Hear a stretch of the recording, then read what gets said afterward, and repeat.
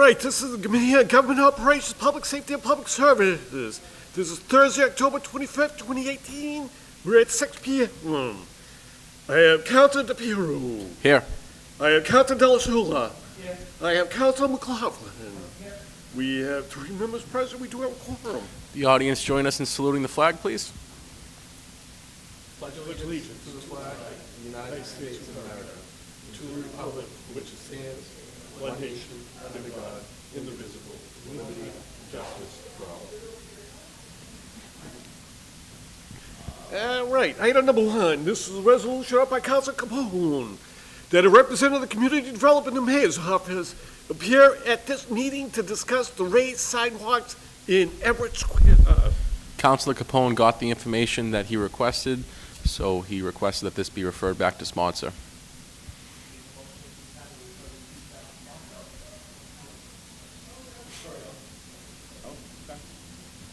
Can we refer it right back to sponsor, Mr. Clerk, from this meeting?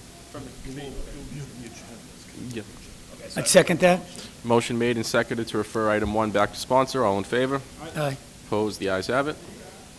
All right, item number 2.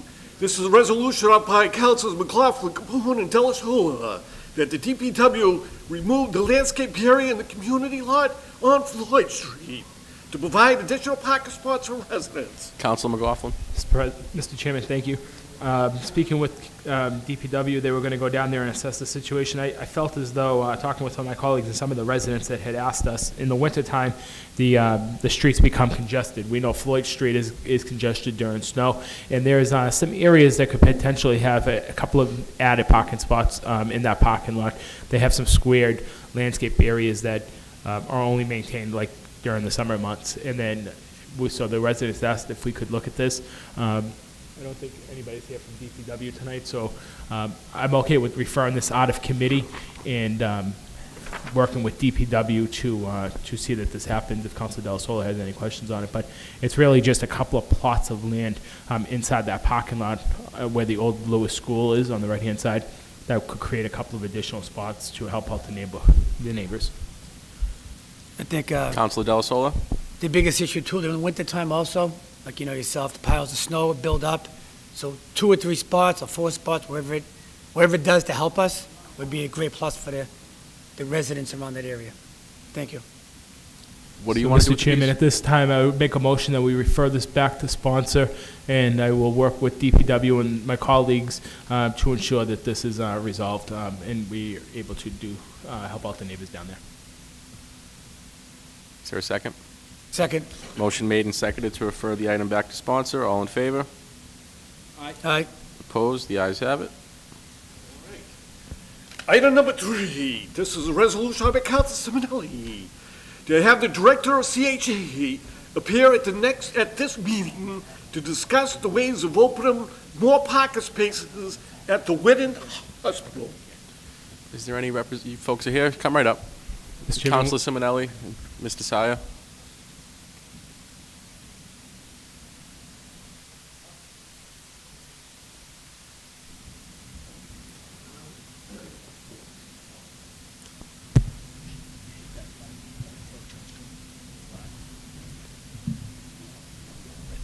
If you gentlemen could just introduce yourself for the record, please. I'm Christian Lanphier. I'm the hospital administrator for the Everett Hospital. Tom Leslie, I'm the Director of Parking and Real Estate. Thank you for appearing, gentlemen.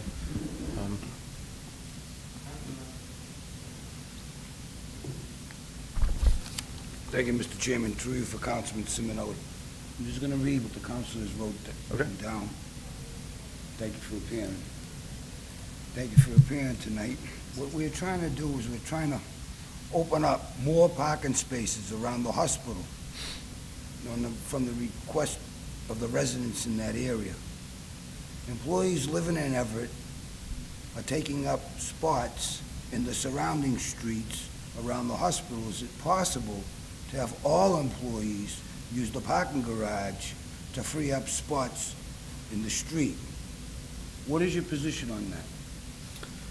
So I'm very sensitive to the neighbors' concerns. I've been very sensitive to some of the frustrations that they've had. We have, on multiple occasions, have sent broadcasts to all employees, encouraging all employees to park in the parking garage. And they've been asked on multiple occasions. I can't force them, but we have asked on multiple occasions that employees, the parking garage is available, and we've asked them to help be good neighbors and park in the garage. And it's an issue that we can't force them, but we have on numerous occasions asked. Well, this is on a follow-up, more or less, but why is the gate always down when entering the garage? People may have to pay when it's free to all visitors and patients, making them park in the streets. Maybe a bigger sign saying free to the public might help. Do you have any suggestions in any way to give the residents some much needed relief? So the reason there are gates there is because we found a lot of people used to park their car and store them in there. And so we don't charge our patients or visitors for parking, but it's a way to manage the parking lot so that people are not leaving cars in for extended periods of time, like days, weeks, months. So there's no charge for our patients or visitors.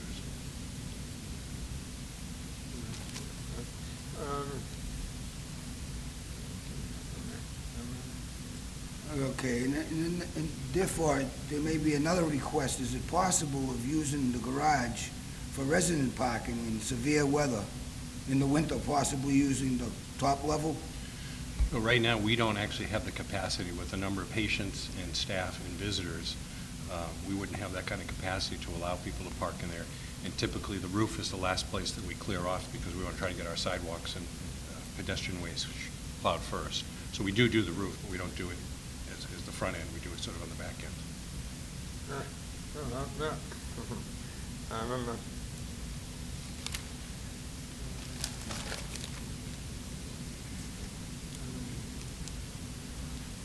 So again, you told us what you are doing, but do you have any suggestions in any way to give the residents some much needed relief? So it's hard for me to, I mean, we have asked them on multiple occasions. It's the city's, I mean, they're Everett residents. They have the right, I guess, to park on the city street. I think the city would be, my recommendation is the city relook at their own policy, relook at their policy to see if there's something that can be done to, not decentivize people from parking on the public streets. We have certainly welcomed them. We've asked them. I've had some of the residents talk to me about their concerns, and I think we've done as much as I can do to get them to park in the garage. And during the day, I think that we're filling up in the garage, but I think, from what the frustrations that I have received tend to be in the evening, and where there is more parking available in the garage. Tom? I would agree with Christian on that. So there's not much more you can do for us, and thank you very much, and excuse the gentleman with the customary thanks. Couple more questions. Councilor Della Sola? How many cars does that garage hold? 293, I believe. Do any of the employees park in the street, or they mainly go? And in other words, if someone that works at the hospital parking So, out in the street, taking up a spot for a resident, or are they pretty much all parking in the so garage? we also rent space at Our Lady of Grace in Chelsea for our employees. And so we park about 50 or 60 of them a day down there, and we shuttle them up the hill. And then the balance park in the garage along with our visitors and patients. Pretty much fills up the parking garage every day? We're teetering on full, a couple of days a week, or, for periods of time. So we don't have a lot of extra space within the garage. In the wintertime, just a little bit off the topic here. We plowed the front, you plowed the sidewalks for the residents We on the plow. opposite side of the hospital?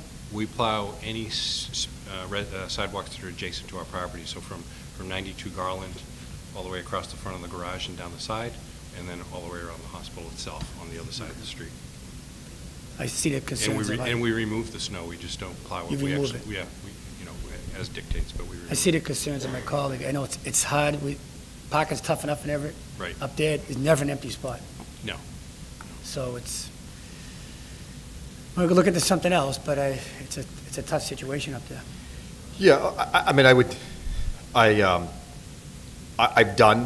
feel like I've done as much as I can. Correct. That I can do up there to encourage the staff to park in the garage. Particularly, the evening time is really where we see the biggest Correct. concern. And that a lot of time, for me, the complaints that I've received are, especially when the residents are coming home from work and they're constantly driving around, or they're having to park, a couple blocks away from their home. Right. And I'm very sensitive to that. And so we've begged, we've pleaded, but I can't force them, and Right. that's my only. All right, the- thank but you. the Seems like frustration. you've tried everything you can at this point. We have. All right, thank you.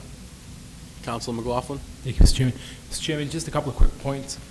First of all, Christian, I've been very impressed. I've spent a lot of time on the hills this summer training and exercising, and your facility is really clean. I'm really impressed by the maintenance and the upkeep of your property. We've talked in previous years about the neighbors having concerns about litter and trash being. I saw none of it this summer. I'll be honest. I was really impressed by the maintenance and the groundkeeping of your facility. I do know that the administration has implemented a 24-hour residential parking sticker program around the hospital, and I think that helped a lot. I know actually just a personal friend of mine who is a nurse up at the hospital lives in Everett, but she has a long driveway, so she doesn't have a residential sticker for her car because she parks in her driveway every night. She doesn't have a reason to not park there. She actually got a ticket a couple of days because she did park on the street, not even realizing that it was a 24-hour implemented parking sticker program. So traffic went up there, they enforced it, and they gave her a parking ticket, and she was like, why did I get a parking ticket during the middle of the day? The hours are only 11 p.m. to 7 a.m. or 6 a.m. And so I do know that they're up there, they're trying to crack down, they are trying to enforce the residential stickers. The traffic department does pay attention to that area just because of that personal story that I'm aware of. But I do understand Councilor Simonelli does raise some very valid points that it is a tight-knit neighborhood. You guys are in a footprint of not much space, but other hospitals are even worse. Somerville and Cambridge is right on Cambridge Street. They have no parking. That place is like a fiasco. Somerville Hospital. There's many other hospitals that are in a lot worse shape than you guys are in by having a parking lot across the street. So I can't even imagine what it would be like if you didn't have almost 300 parking spots that are being almost filled daily to be able to be in that neighborhood. But really just kudos to you guys because I think you guys are doing everything you can for the neighborhood and that you had a cleanup day a couple of weeks ago Yep. out there. The staff came out and cleaned up around the neighborhood and cleaned up a lot of the property lines around all the neighbors' homes. It was really impressive to see that. I was on the hills that day, actually, and I just happened Oh, to good. witness that as I was running by, Yeah. and I was happy to see that. So I appreciate you always having open communication with us and always being a phone call away. But Councilor Simonelli does raise some good points, and I think if we can just kind of work together to remind the employees, hey, if you can park in the parking lot, that would be the first preference for everybody involved. But you guys can't park your cars for them, unfortunately. Right. But I think Councilor Simonelli raises a good point. I think it's important to have these types of conversations just to kind of keep everybody on the same page and keep everybody, in loop and having discussions. So We'll do another attempt. Great. I will do another attempt at it and see where we get. And it may be worth at some point having a conversation, identifying employees individually and then calling employees in. And that may be the next conversation to have. So could you, with an email, maybe just keep us in the loop in 3 months or in 6 months? If Sure. you have to have some of those conversations, if some of those conversations are needed, maybe you shoot out an email to Councilor Simonelli and to Yeah. my colleagues here and say, hey, we had to talk to 3 employees and remind them that they need to, use the parking garage. Yeah, I can give you guys an update and see where we are. And maybe, and I would like to hear, I am trying to put together more neighborhood meetings Yep. because I do want to hear from them. I do want to hear exactly, what is it that they're feeling. I mean, And really, when I took over the facility, it was the garbage and stuff was the stuff that they were most angry about. And that's when we started to really begin to address, the patient population dumping. So one time this summer, a truck had come earlier than 7 a.m. and the signs were clearly posted 7 a.m., 6 a.m. For no deliveries, and they actually turned the truck away. And the truck couldn't unload their load because it wasn't proper time to be able to do that in the neighborhood. You guys didn't want to. Yeah, and I have a security guard. disturbing the, I have a security guard out there now until 7 a.m. I moved the dock times to 7:30. We've got them blocked now. But the challenge we have now is the trucks are idling on the street. So some of the neighbors actually have my cell phone number and have reached out to me directly. I do send security out there. I've had conversations with Chief Mazie to have the police. I mean, really, for the security, they have no authority on the public street, but they do ask the truckers to go around and move. But And I saw that myself. and I've one had morning. Chief Mazie has also helped by having his officers up there forcefully moving the trucks. And so we've done, I think we you try to guys have improve that really- as well. I So think you've done a really good job. And I Thank think you. Since you've taken over, and we talk a lot, you and I talk a Yeah. lot, and I think it's changed a lot in the neighborhood. Good. Councilor DePiero has family that lives in the neighborhood. We're all kind of attached to that neighborhood one way or another. Councilor Del Sola lives right on the backside of the hospital, and I just think it's been really working well under your Good. leadership. Well, we want to make sure that we're good neighbors. That's the goal. Thanks, Christian. Councilor Simonelli, Mr. Sire? Mr. Chairman, through you for Councilman Simonelli. So, let's get help. We need help, the letter title, 2 employees, maybe perhaps meet, discussion. Maybe 50% of them will automatically go in the garage, and all this is all over.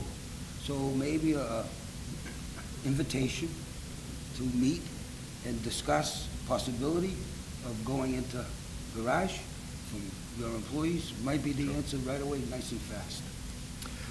I think the best way, so I think for me, I think we'll put a broadcast out, but I think I got to then begin the process of identifying who it is. And that would require, me or, one of the directors to stand at the door and try to figure out who is. And then I think we need to then pull them in and have a conversation. I think that should be the next step in this conversation. Make a motion that we excuse our guest with thanks and refer back to sponsor, Counselor. And we'll refer this piece back to sponsor at this time. Second that. Motion made to refer our guests with a customary thanks. All in favor? Thank you. Thank you for being Thank a you, good gentlemen. neighbor, gentlemen. If you guys do have business cards, please just leave them with our clerk here. Thank you for your efforts. The motion was made and seconded to refer the piece back to sponsor. All in favor? Opposed? The ayes have it.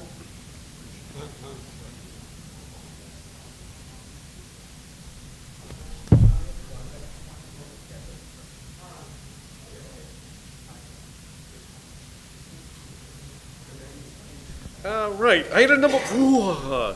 This is a resolution up by Council McLaughlin that a representative from Line Pike appear at this meeting to discuss the placement of bikes during the winter months. Mr. Chairman, can we invite up Jay Monty from Community Development? on Absolutely. Item 4, please. Welcome, Mr. Monty.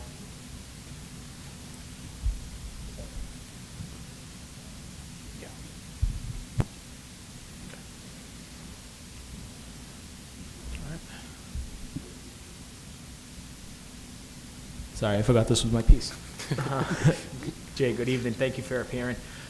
Just a couple of quick questions. I know we've had this here before, and one is, do you have any statistics, and you don't have to give them to us tonight, it's okay if you don't have them off the top of your head, but I was just wondering how successful this, for the first year, Line Bike Sharing Program has become in our community.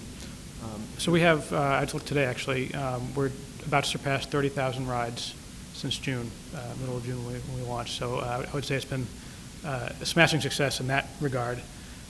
We have close to 7,000 individual riders. So, and this is just within Everett. So the way the statistics work that I get, you break it down into Malden versus Everett versus Chelsea, and So this is just within Everett. That doesn't count necessarily trips that are going in between communities. So in short, it's a lot of rides, a lot of people using it. The number of bikes on any given day, I believe, and it varies, it's between 100 and 150. They were permitted for more than that, but I think we've found that's the number we have out there now is more reasonable than like 300 or so. It's not been without its little issues, hiccups here and there. I think we've seen the last couple weeks, especially with the weather getting kind of windy, we've seen more bikes knocked over. And as we go into next year, I think we're actually meeting with the other communities to kind of evaluate the year and see what improvements we would make going forward. I think certainly like the kickstands need to be a little more substantial so that when there is a windy day, such as we've been having, they don't just all get knocked over. There's a tendency when they put them out on the street, they'll put them like 4 or 5 together, and if one goes down, all 4 or 5 go down. Like that's, not great. So, things like that we're going to work on. We have an opportunity. The initial contract with this company is for a year with the option to extend, and so I think through this option we'll be able to say, okay, look, we'll extend, but we would like you to address these issues. So just a couple of follow-up questions on the is. One is, do we plan on extending the share Lime Bike program for a second year, or do we go out and look at these? I saw up in your neighborhood, the Hospital Hill area, there was an ant bike. Right. There was a couple of those. I think those are run in a few of the surrounding communities. Sure. And then there's the blue bike. They have the Mass General Hospital logo on those. I see those Sure. in Boston being utilized. So will we look at competitive companies that do this, or Yeah. are we going to stick with Lime because we're comfortable that So the way this worked, this was done through MAPC. That we got together as I think 16 communities in total, and we put an RFP because of the time there were 10 different companies all trying to throw their bikes in. And then what this allowed us to do is say, we're going to RFP this. We're going to pick 1 or 2 or 3, and that's it. Ant was one of those companies that did not get selected for a variety of reasons, and they've been sort of rogue, popping up here and there, but they're not officially sanctioned through this contract. So the current contract does allow for an extension of, I think, just 1 more year, and at that point we would RFP. But you mentioned blue bikes, and I'd like to talk about that a little bit too. The blue bike system is very different, right? That's the system where you actually dock the bike at a station. But the other big difference too is that system operates in Boston, Cambridge, Somerville. It's actually owned by those communities. They own the equipment, the bikes, the stations, and then there's an operator that operates the system. It's much like a transit system in that regard. So there's a big, capital outlay up front to get that up and running. But we are planning to roll that out here in Everett next spring. We've spent the last couple of years through our CIP program setting aside some money. We've got some grants from the Gaming Commission. We have Encore Casino chipping in some money, and so next spring we will actually roll out about 8 to 10 stations here in Everett. So we're going to roll out some bike rack Exactly. stations. Right. 8 to 10 or whatever they name. Right. I think that's probably Thank the you. best news we've heard. I think all of my colleagues, Yeah. we can all agree I would that agree. that's a tremendous, that's why I want to make sure I heard that correctly. Yeah. Because the one thing that I think we all hear often is that they like the program, Mm-hmm. that people think the program is good, but these bikes just end up everywhere, all Right. over your sidewalk, in your Right. driveway. Again, as I've been running this, you have to run around the sidewalks and, Right. they put the kids, being kids, they'll put them at the bottom of the handicap ramp, so now you're blocking a wheelchair from getting through the crosswalk, and Right. so the bike racks are huge that you just Yeah, shared. and there will be a period of time, I think, where we will have both, quite Sure. frankly, because we're starting with the blue bikes. We're going to have enough to cover, Lower Broadway and a little bit up to Everett Square. We won't get full coverage, and it's going to take some time to build that If out. it's 50% less than what we saw this year, it's Yeah. 50% Okay. benefit, Yeah. better than when we Yeah. saw this year, because Yeah. it's successful. Right. Bikes are being utilized. Yeah. 30,000 rides, 7,000 riders. Right. Those are cars that are not on our streets. No question. So It's successful. I just yeah. seeing the bike racks are better. My last question to you, Mr. Monti, is when will they be picked up for the winter? Yep. Because you can't have them out there all winter long. Right. Obviously, they're not going to be utilized much longer. Yep. And then they become a hazard for plow drivers. All three of my, my two colleagues and I plow. You can imagine during Oh, yeah. snowstorms, you don't want to see that. First snow, they'll be Dangerous. gone. So you're going to wait till the first snowstorm? Well, if, we'll see the weather forecast, a few days ahead of time if there's going to be snow, and the contract, pretty much spells out that these bikes will be picked up before the first snow. How quickly can they get through the city and pick, because you know what I mean? The other thing that's concerning, to be honest, is that sometimes you get a surprise snowstorm. And, Sure. We've seen them happen, you know what I mean, and it pops up, and even if it's just a few inches of snow, you can imagine driving a plow truck getting a few inches of snow. Right. Isn't like driving in the middle of July. Sure. And I think they can be pretty I was quick. hoping there'd be a date that, you know, October 30th, whatever it is. Right. These bikes are gonna be out of here. We'll be discussing some of those details probably next week. We have a meeting with them to discuss kind of how this is all going to roll into next year, how it's going to wrap up this year. So I don't have an answer for you right this second, but my guess is they can be picked up pretty quickly. They rolled them out pretty quickly. Within a day, they were able to put 300 on the street. I'm hoping that in a day they can pick up 300. But, you know, certainly it's been made clear to them through their contract that they can't have these things on the street when we're trying to plow and trying to shovel sidewalks. Yeah, So- no, and again, rolling them out, I'm sure, is a little bit of a different process because they bring on all hands on deck for that purpose. Right. But now they have 16 communities that they need to pick up these bikes Right. at that same time, where Right. they didn't roll out 16 communities on the same day. That's a good point, yeah. So, you know, now they got to spread out between, you know, 16 communities and try to get these Right. bikes out of here. And maybe that they ramp down as well, like, you know, it's getting cold. the ridership's Exactly, maybe going take down so- 50 next, you know, 2 weeks from now, and then take Exactly. down another 25, or, you know, ramp it down so that that day does come, there's only 30 bikes out there Right. that you can grab in a couple of hours and Exactly. and clear it up. Well, I appreciate your time, and I think it's Anytime. been really successful. And I Great. think kudos to the administration and the mayor for bringing this program forward this summer, because I think I've rode them myself. I've used Line Bike. I've taken it down the bike path. I've Good. gone all the way up to the Hunt, and it's been fun. Yeah, You know oh, what I they're mean? great, yeah. It's a great opportunity to get out and do some different summer exercise and activities. I look forward to a successful year next year. Just Great. getting these off the streets right now Thank- is my concern, and I'm sure my colleagues. So thank you. for your Thank you, time Councilman. tonight. Counselor Delasola? One of my questions was the bike rack, which, thank God, with even thinking about, because Yeah. we do need them. Yeah. They're all over the street. So that was one of my questions. The other question was, have you heard about any injuries from the bikes being left on the sidewalk? If kids come home from school, they're falling over the bike? I'm just curious if, I haven't heard any. That's not to say there haven't been any, but not to my knowledge, I guess. a good thing. Yeah, yeah. I mean, that's always been a concern, even with the docked bikes, the blue bikes, you know, helmets, whether people wearing helmets or not. And I think even on that system, in the almost 10 years they've been operating that, there's hardly been any, I think it may have been one fatality, but, Right. you know, in 10 years, there's a lot more bike fatalities and pedestrian fatalities around, so it's not, yeah, I think it's been a relatively it's safe amazing how many people system. using the bikes. Yeah, it's I haven't really gone on one impressive. yet, but, I encourage you to. all right, thank you. Yeah. Nope.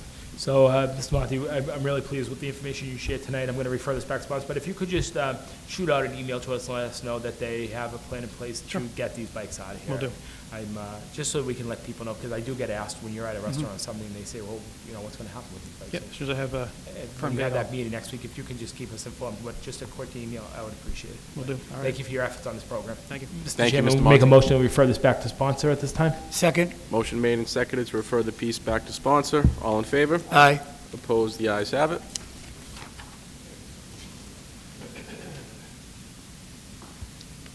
All right, item number 5. This is a resolution by Councilor DePiero.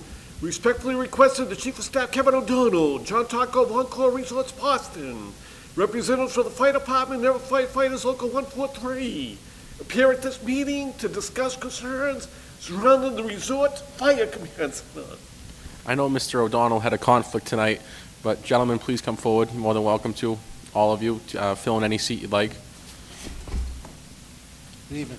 Good evening, guys. I've been in touch with a few of you over the past few weeks. It's Come on, Craig, sit next. So it's my understanding that a job has been posted for the command center and maintenance dispatcher, and there are some concerns that it's kind of too much for one man to handle.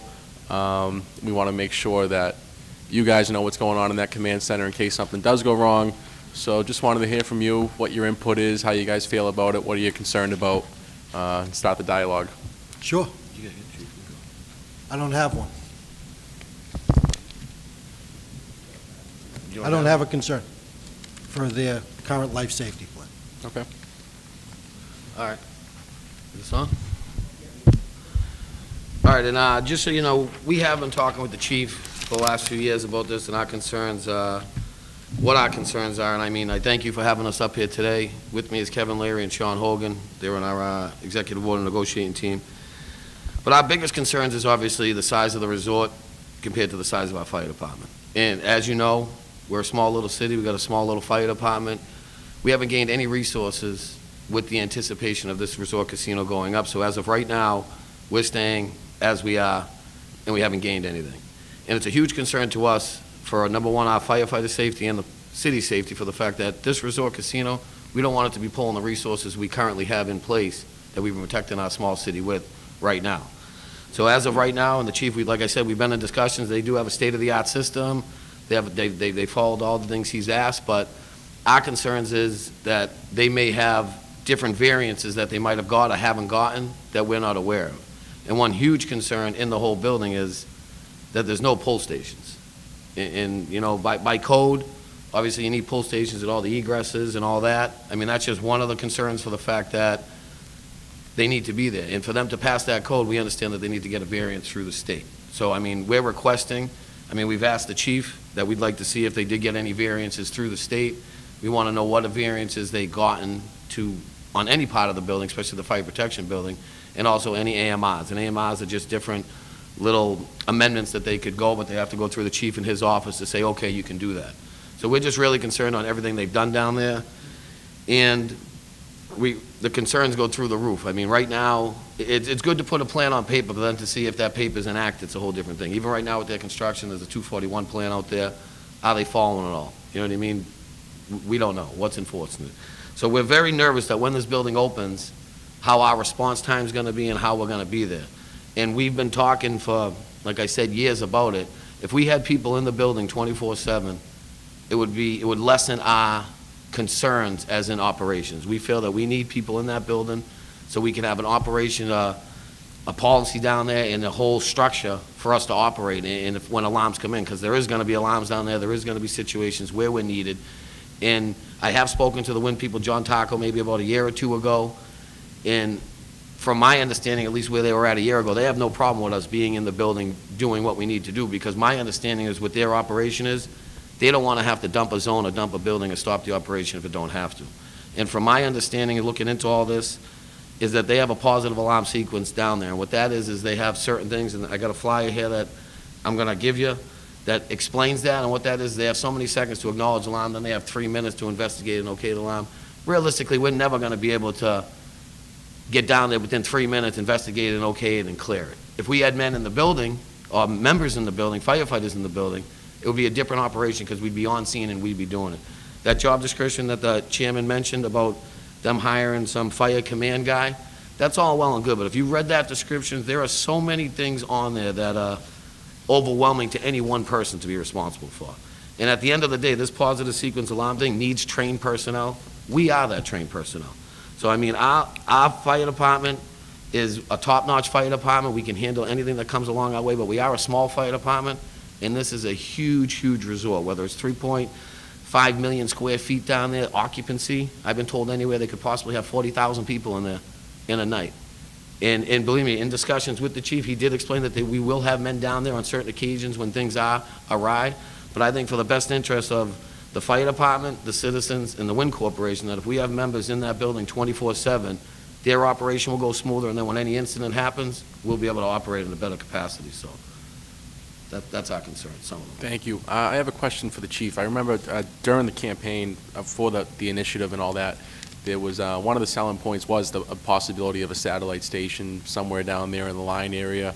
Has that been discussed at all? Is it still in the plan? Or what's the status? So I wasn't chief at the time, that the host agreement was signed. We have talked about an additional station in the city somewhere. It's not necessarily dedicated to the Lower Broadway area. I've been in discussion with the administration about when we move forward with something like that. But we haven't had any type of agreement on land or anything to that extent. I'd like to address some of the things brought up by the president, if I could. Please do. And if I could just provide you with a little background of the whole program. So prior to being chief, I was fire marshal, which is deputy in charge of fire prevention. So I've been part of this project since it was on paper. We've worked diligently to ensure not only the safety of the resort, but also to make sure that we don't deplete any of the services in the city. The plan is as we see this come to fruition, that we do hire more members, to ensure that we can respond in an adequate way there. We plan on bringing aggressive training over the next 6 to 8 months to the department to make sure the members are capable to do the job there. We currently have 4 members on detail during a day shift. We have 2 on the night shift, and then we have members on Saturday and Sunday. So we've been in there. I would say 90 to 95% of my members actually do those details. So everybody has an innate knowledge of that building. It's an impressive resort, to say the least. As far as the Fire Command Center, which is what we're here for tonight, this is something that's done in large-scale buildings. It is completely impractical to have a firefighter operate that because they do multiple things there. It'll also be maintenance dispatch. It's manned by 2 people per shift, so it's never left alone. No one's by themselves there. We also did something which is really unheard of, and I commend Encore Boston Harbor for taking my suggestion of doing this, and not to go down a rabbit hole with fire engineering here. There's 2 ways you can monitor a system legally per code. It's a central station monitoring system, which is, a call center somewhere, and, an alarm goes off, and then they call us. And that's similar to their Fire Command Center. There's also what's called the municipal boxes. We all know what those are on the streets. We now have a wireless master box system throughout the city, so you could do either or. We've actually requested that they do both, and they did. So in addition to having the Fire Command Center manned 24 hours a day, 7 days a week by 2 personnel, we also have a wireless master box system. This master box system rings at 1 device. Another thing that I'm very proud that we worked with them for, so if you go into, per code, a local device, so if you're in a regular hotel room, if you're in the Envision Hotel, and you're in your room, the alarm goes off in the room. You burn toast, something happens in there, a spider crawls in there, that just goes off locally. If you burn something, a curling iron, something goes wrong in that room, and it gets smoky, you open the door and 2 devices go off, one in the hallway, one in the room. That's when we get activated. That's for the Envision Hotel. That's the code for hotels. At Encore Boston Harbor, if 1 room device activates, we get notified. What we did that for is to see what we're going to react. This is a very new thing for myself, the firefighters, the city. We want to see what's actually going on down there. We want to be there for everything. And absolutely, we're working hard to make sure that we can do that and not deplete the city. We wanted to see everything that was going on, so that's why we asked them to do that. They did it hands down. They said, we want to make sure we're protected too. The pull stations, there's 3 pull stations within the facility, which is well within their rights to do so. 1 is in the fire control center. The other 2 remain in locked security areas. The reason why we have so few in that building is for security reasons. Most times, pull stations are going to be activated by people, whether it's, somebody inebriated, somebody mad they might have lost money, and now we're down there for no reason. The big thing with these pull stations, and I'll go into really the alarm sequencing if you allow me to. These pull stations actually dump the whole building. Everybody there, whether you're in a conference, 1.5 million square feet away, or if you're on the gaming floor, or if you're on the top floor. You hit one of those 3 pull stations, everybody leaves. From a firefighting standpoint, we don't want that all the time. Sometimes it's called sheltering in place. Sometimes that's our best deal, is to keep people where they are, keep them where they're safe. This system not only meets code, it exceeds code. Anytime we've asked them to do something, they've gone over and above to do that. And I'm very proud of that system. None of my 3 brothers right here have any knowledge of that system. We've talked a little bit about it. I've told them we'd walk through this and show them. They haven't seen this. I've had the ability. My deputy chief in fire prevention has been there for 2 years. Prior to that, he was a lieutenant in fire prevention. I have great faith in the work he's done down there to make sure everybody's safe. We've worked hard on fire and life safety plan. It's a large document. I can get it to anybody in this room or anybody that would like to view it. It's a public document. It's a lot of reading. but we've worked hard. This was created not only by myself. We have part of the host community agreement with Four Leaf coming in as our consultants. We hired one of the most recognized names in fire protection. He works for the city. He sits with us. It's not just Tony Carley and Sean DeToli trying to figure out how to build a resort casino. We have top-notch members working with us. People from all over the country have been interested in this, partly because of where it landed in Everett. We traveled to Las Vegas. We saw what they did. Were we happy with what they did? It's not the same as Everett. We know that. Everybody here that's been to Vegas, we know it's not the same. This is a large-scale resort that came to a small town. So some things we said, wow, this works great. Other things we said, this is never going to work in Everett. One of those things was the response times on the positive alarm sequence that the president alluded to. Positive alarm sequence is a great thing. It cuts down on nuisance calls. So what happens is a fire detector is constantly monitoring the system. It can actually detect when things are getting bad, rate of rise, temperature, and then it activates us. Yes, it does limit them to 180 seconds to figure out what's going on before it starts dumping zones on floors. And that's per code. The casino industry out in Las Vegas exceeds code as far as 6 minutes. I would never allow that. 180 seconds is what I'm comfortable with to have my members there. I, too, have talked to Encore about our presence there once they're open. And I feel that occupancy is my concern there. We're going to have a lot of people moving in and out of there. My concern isn't the building systems. My concern isn't the sprinkler systems. My concern isn't the construction of that building. My concern is the amount of people there.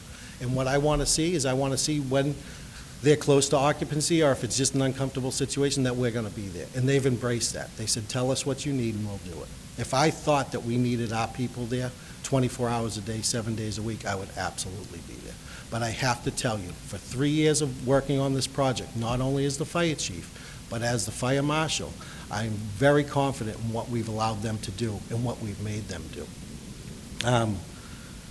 Facility engineering there. One of the most impressive things I've saw in this whole project was long before I met an architect and long before I met a contractor, I met the facility engineers. Both of them have been on board for 3 years now. When that place still had mounds of dirt from when it was Monsanto, they've been on board. I've worked with them. I talk to them on a daily basis. We've become very close as far as making sure this is the safest building they've ever worked in and I'll ever have my men respond to. And I take great pride in that. Those same facility engineers are tasked with managing these fire control people. If there's a problem, we're all going to work together to fix this. Finally, just with what I've spoken to tonight, nothing's set in stone. And that was my biggest concern, was I don't know what this is going to bring. I didn't want to throw a bunch of things at it. If I walked down the hall and if I came here and I said, we need a fire truck and we need it down there now, you'd give it to me. The mayor would give it to me. I know that. But in 3 years, if I come back and say, we need another one and do this, you'd say, I thought we just gave you one for that. We have to see what we can do with this. And we have to see how the other development in that area is going to compare to it. 6 months, we're going to revisit. Not just the first 6 months, every 6 months, or as needed, but mandatorily 6 months. So everything is going to be open to change. There might be a time when my president comes to me and says, we're going down there too much for those room detectors. Can we turn those off? Can we adjust those? Or we might say, hey, we need to put people down there, or this is what's going on. But we have to see what's happening. And even now, I'm sure the president has his concerns, and they're valid in a lot of ways, but we have to see what's going to happen. And these people aren't closed off to us. I have all their numbers. We talk on a regular basis. They think we need something. I've met with the vice president. I've met with their head of banquet facilities. I've met with all these people, and they all are on the same page. I'm set to meet with their private vendors as the restaurants start to open, as the nightclubs start to open. Every one of those things are going to be treated as individual locations, in my opinion. Councilor Del Sola?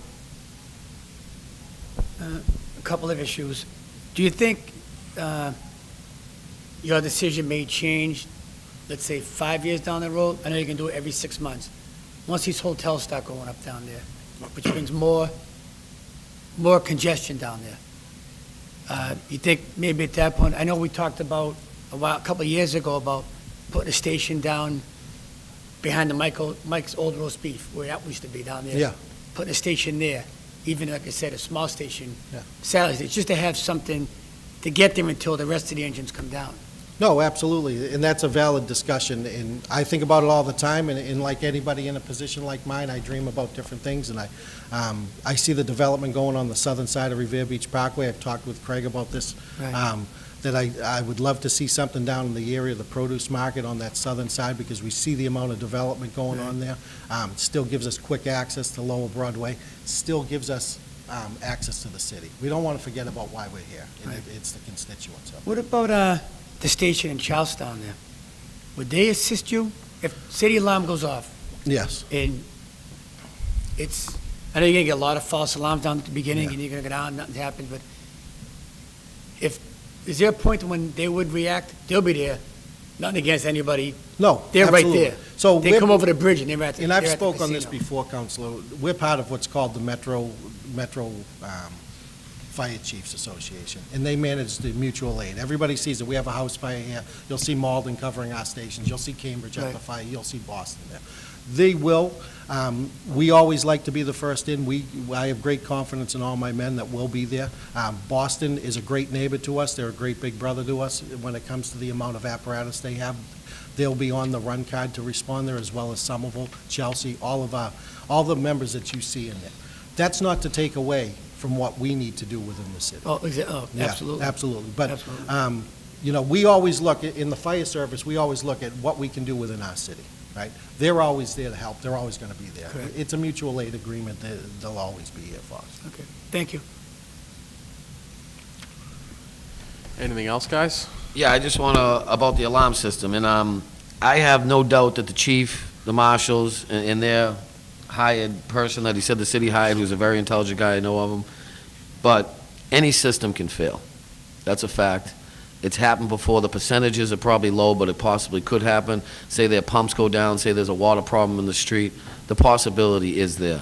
And God forbid if that system fails and something goes wrong, even if we had 100 people in the building, it would be hard to maintain or save some lives. But at the end of the day, on the day-to-day operation, I don't feel we should wait, whether it's 6 months, every 6 months, and review it. I think we should be prepared before we go in there for the pure fact that we haven't grown. We haven't got a satellite station, and right now, to be quite honest, the property down in that neighborhood is too valuable probably for us to even get in the market, so we missed the bus on that. So realistically, I don't see a satellite station going down there for the pure fact that it's going to pop up hotel, whether stores, and then we're going to be sitting on the other side of the rotary, and you talk about a delayed response, and just for point of interest, we know the Albert Street Bridge getting fixed again for that miracle reason, the bolts, blah, blah, blah, whatever the reason. We have a pump down there right now with an officer and 3 firefighters because of the traffic situation, because they know, and the chief did it, and I commend him for it, that 4 hours in the morning during rush hour, I believe it's 5:30 to 9:30 in the morning, we have an apparatus down there. You want to know why? Because we can't get down there. You talk about a delayed response, and to his point about growing or whatever, we haven't hired. We're lower now as a department than we were when they broke ground 3 years ago. We've lost men. The police have been proactive, whether they put on 30-plus members.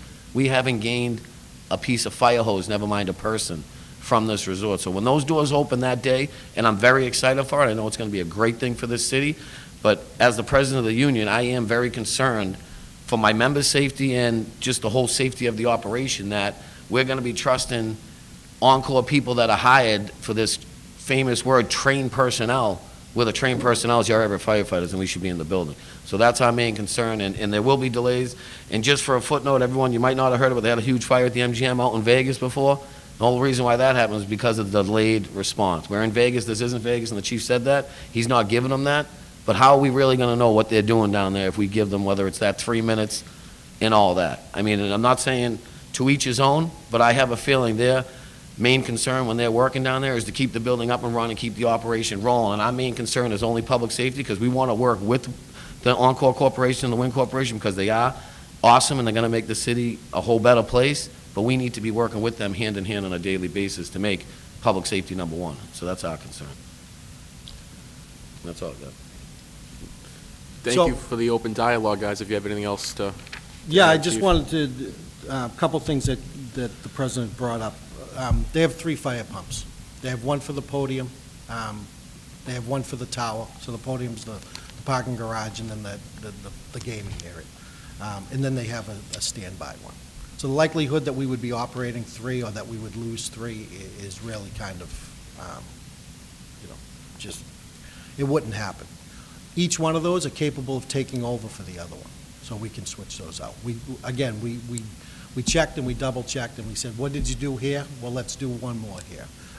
For the reason, because they did look at us. They did say, okay, this is how many members you have. We're never going to have 1,000 members. We're never going to have 2,000 members in the Everett Fire Department, so let's see what we can do to do that.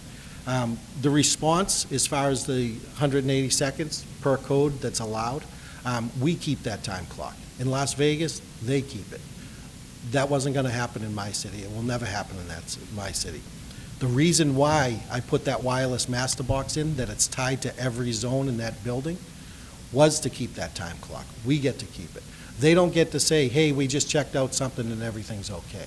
The only person that can reset that is a member of the Everett Fire Department when they respond down there. And we did that purposely. We didn't exceed the code.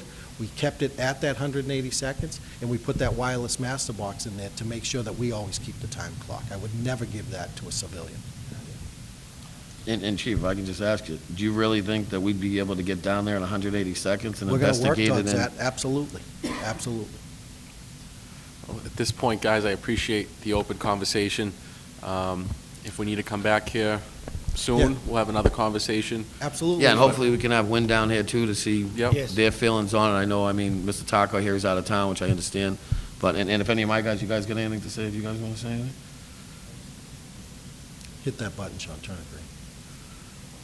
There you go. I just think that one of my other concerns that I have, and I think the membership as well, like we were discussing with the chief, we're talking about fire control and all that systems. What about all the 911 calls coming from the rooms, the medical calls that are gonna be down there on a daily basis?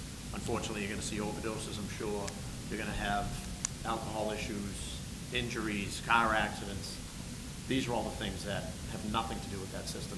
That is another concern of ours. We don't want, trained on-call people handling that stuff. It should be Everett firefighters.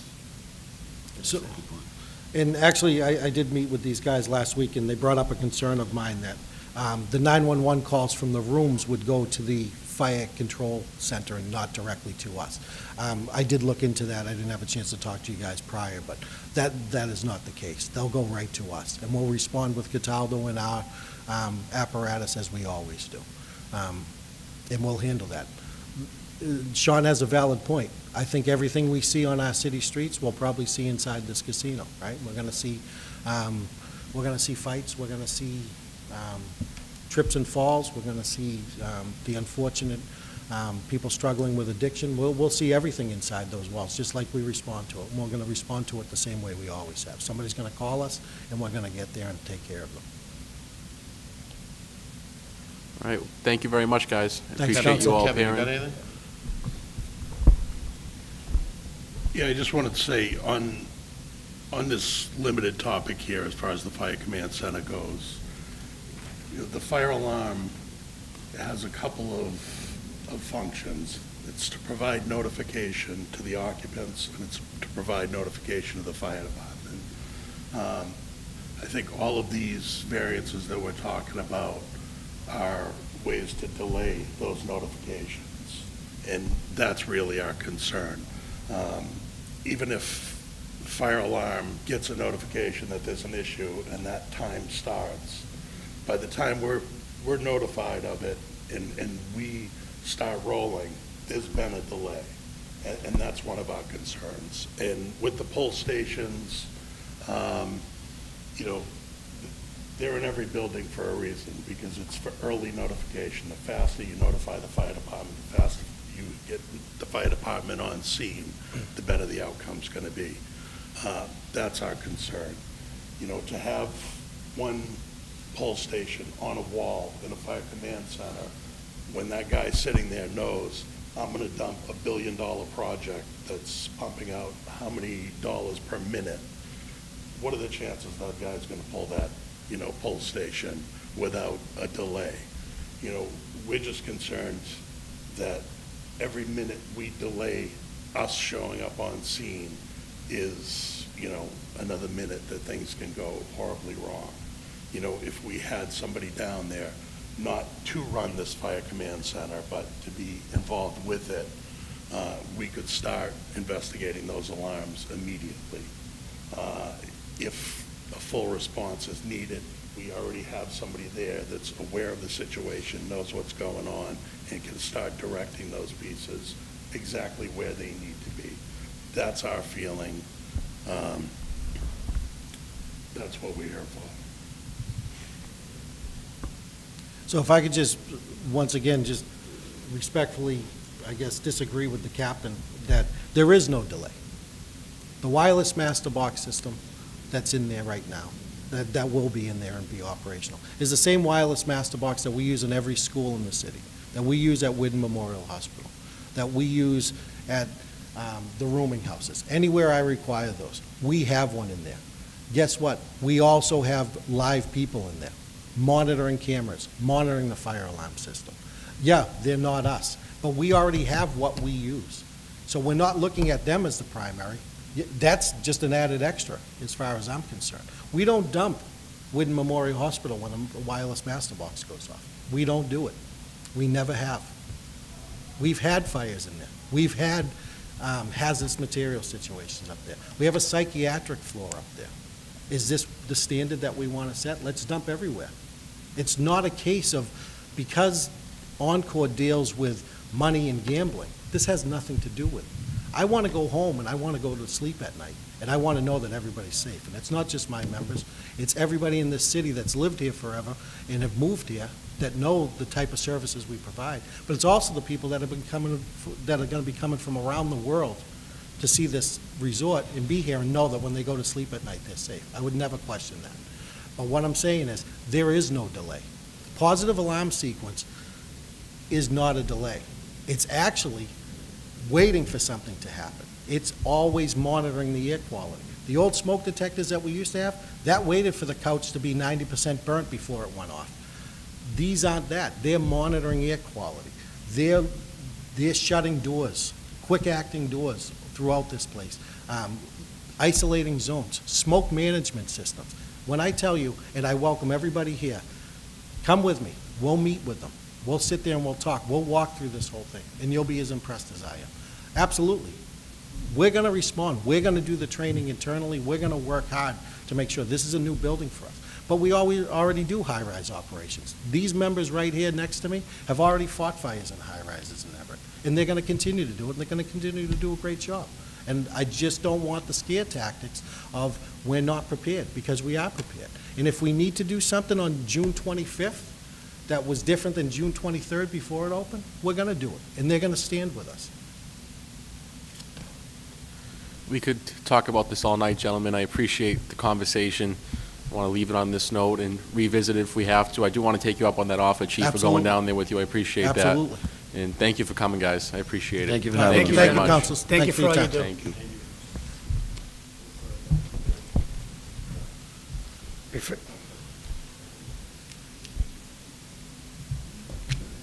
Refer this back to sponsor? I'll second it. Motion made and seconded to refer back to sponsor. All in favor? Aye. In favor? Opposed? The ayes have it. Is there a motion to adjourn? Motion to adjourn? Second. Motion made and seconded to adjourn. In favor? Aye. Opposed? Meeting adjourned.